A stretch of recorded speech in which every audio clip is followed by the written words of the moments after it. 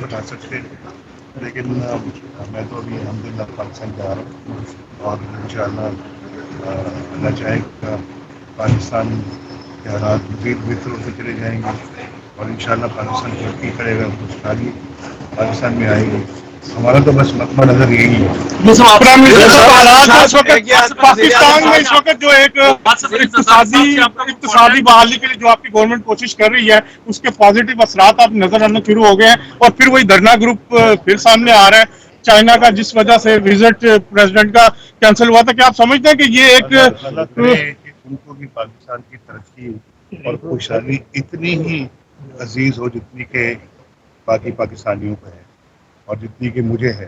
میں سمجھتا ہوں کہ بہت بھاری اکثریت پاکستان کی جو ہے وہ پاکستان میں امن چاہتی ہے، پاکستان میں سکون چاہتی ہے، پاکستان میں کسی قسم کے دھرنوں کی سیاست نہیں چاہتی اور چاہتی ہے کہ پاکستان ترقی کرے اور آگے بڑھے.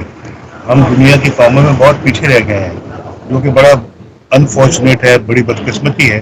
لیکن اب جب کہ ہم اللہ کے فضل و کرم سے کیچ اپ کر رہے ہیں باقی دنیا کو، تو میرا خیال ہے کہ پاکستان کے اندر رہنے والے لوگوں کو پاکستان کی ٹانگیں نہیں کھینچنی چاہیے. وزیر اعظم ترقی کا راستہ نہیں روکنا چاہیے. وزیر اعظم صاحب اس وقت اپوزیشن جو ہے وہ تقسیم نظر آتی ہے پاناما لیکس پہ. آپ کیا سمجھتے ہیں کہ آگے کوئی پینل جو ججز کا بنا رہے ہیں اس پہ بھی کوئی متفق نہیں ہے، تو آپ یہ کیا سمجھتے ہیں کہ یہ مسئلہ کیسے حل ہوگا پاناما لیکس والے؟ انشاءاللہ کمیشن بن جائے گا اور ہم نے چودھری نثار علی خان چند دن پہلے آپ کو بتایا ہے کہ کمیشن کے لیے کس کس سے رابطہ کیا گیا ہے اور پھر سپریم کورٹ کی بھی آپ نے جو ہے وہ جو انہوں نے بھی کہا ہے سلسلے میں وہ بھی آپ نے سنا ہے.